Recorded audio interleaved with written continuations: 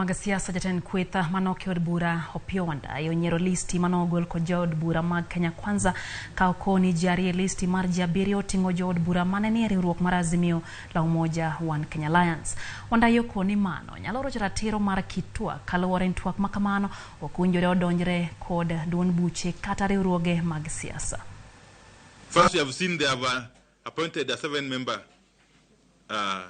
team to join our team in the negotiations. Fair enough. But we are totally surprised and stunned at the fact that they have brazenly appointed in their team a member from the Azimio la Umoja coalition, the Honorable Aden Kainan.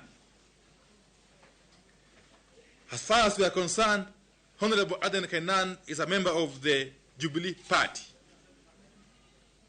which is an affiliate party of the Azimio la Umoja One Kenya coalition. Yet, the idea of killing political parties is one of the issues we want to address through that bipartisan process. Both Manleo Chap Chap and the Jubilee Party remain legally members of the Azimio coalition. Okay? So, already they are starting this process on a wrong footing.